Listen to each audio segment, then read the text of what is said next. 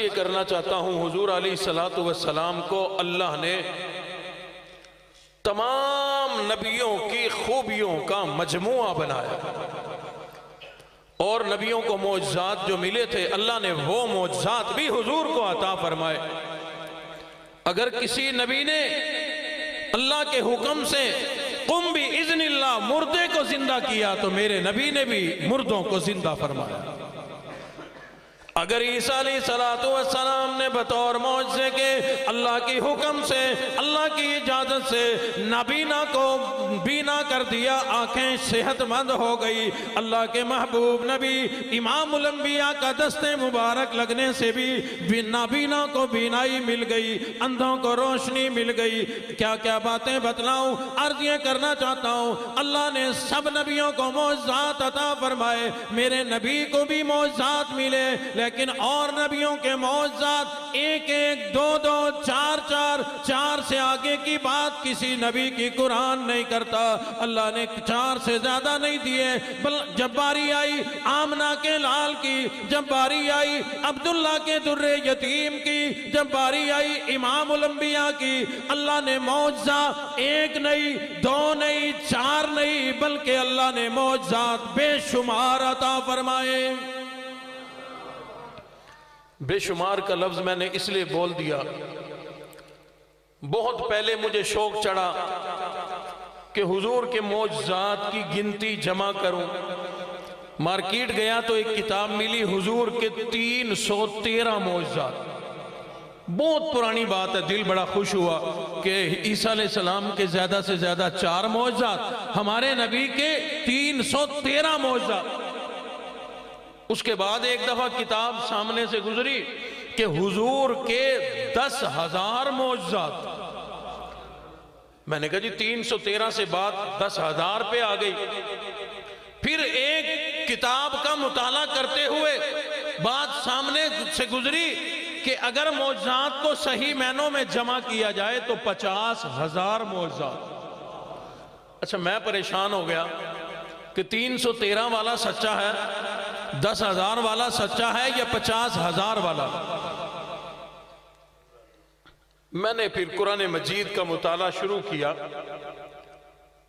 तो अल्लाह ने यह बात दिल में डाली कि 313 वाला भी सच्चा, उसकी समझ में 313 आए, 10,000 वाला भी सच्चा, उसकी समझ में 10,000 आए, 50,000 वाला भी सच्चा, उसकी समझ में 50,000 आए।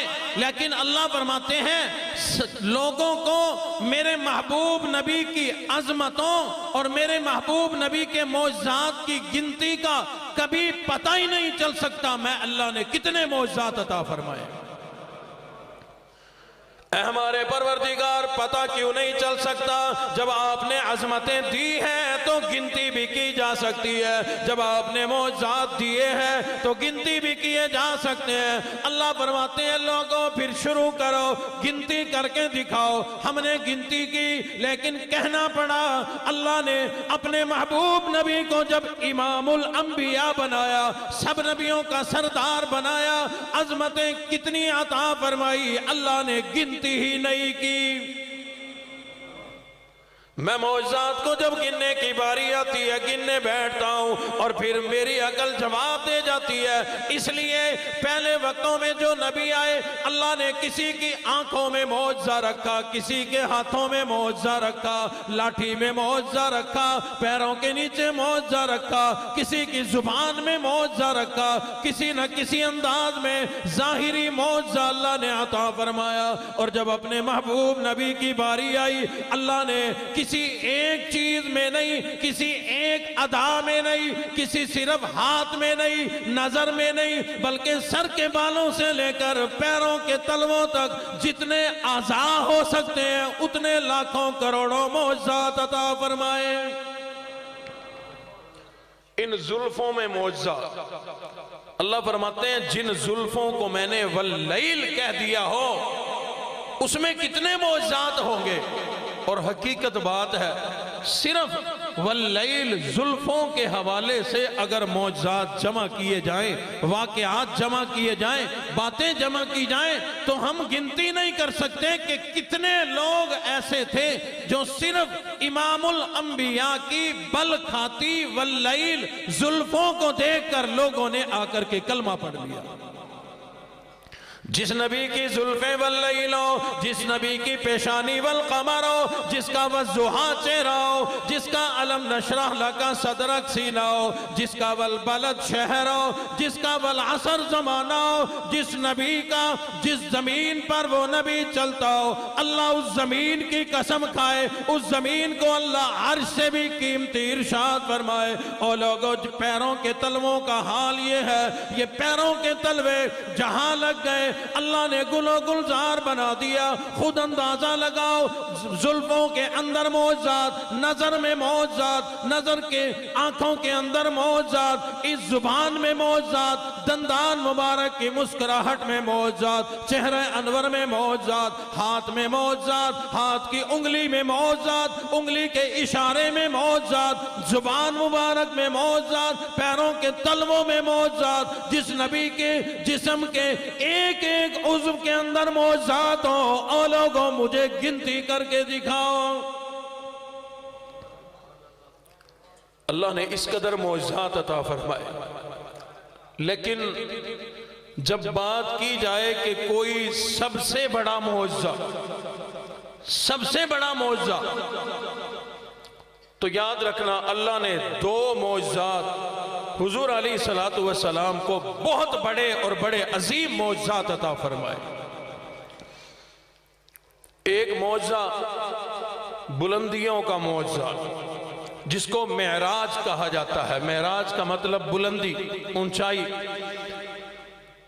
एक बुलंदियों का मौजज़ा अल्लाह ने अपने अर्श पर बुलाया, गुफ्तगू भी फरमाई, इजहारे मोहब्बत भी फरमाया और मुलाकात का शर्फ भी अता फरमाया, अपना दीदार भी अता फरमाया। परवरदिगार आलम ने अपने महबूब नबी को एक बहुत बड़ा मौजज़ा अता फरमाया, मेराज वाला मौजज़ा, और दूसरा बड़ा मौजज़ा कुरान मजीद का मौजज़ा अता फरमाया। और लोगों, ये दो मौजज़े सबसे बड़े मौजज़े हैं। हम वो वाला मौजज़ा तो हासिल नहीं कर सकते, हम नबी कोई नहीं, हम इमामुल अंबिया कोई नहीं, हमारी ये शान कोई नहीं, हम अल्लाह के अर्श पर पहुंच जाए। लेकिन मेरा ईमान है, इस दूसरे मौजज़े की अगर कदर कर ले, कुरान मजीद की कदर कर ले, कुरान मजीद की अजमत दिल में आ जाए और कुरान मजीद भी हमारे दिल में आ जाए, कुरान पढ़ते पढ़ते हम इस दुनिया से चले जाए, फिर मेरा ईमान है जो अजमतें अर्श पे जाने के बाद मिलेंगी वो अल्लाह हमें जन्नत में अता फरमा देंगे। अर्श में जाकर, अर्श पर जाकर हुजूर ने अल्लाह से मुलाकात की, अल्लाह का दीदार किया, अल्लाह से गुफ्तगू की। ये सारी चीजें इंशाअल्लाह अल्लाह हमें जन्नत में अता फरमा देंगे। और अल्लाह ने उसके लिए ये दूसरा मौजज़ा दिया हुजूर को और हम तक पहुंचा दिया, जिसको कुरान मजीद कहा जाता है। और मैंने जहां से बात का आगाज किया था कि अल्लाह की ये शान नहीं कि हर आदमी से गुफ्तगू करें, अल्लाह ने लोगों को चुना, अंबिया, नबियों, पैगंबरों को चुना। अल्लाह ने वो गुफ्तगू, अपनी बातें उनसे की, उन्होंने आगे पहुंचाई। और उलमा इकराम ने लिखा है, जिसका दिल करता हो कि मैं अल्लाह से बातें करूं, जिसकी चाहत हो मैं अल्लाह से बातें करूं, जब जी करे अल्लाह से बात करने के लिए कुरान मजीद खोल लिया कर, तेरी अल्लाह से गुफ्तगू शुरू हो जाएगी।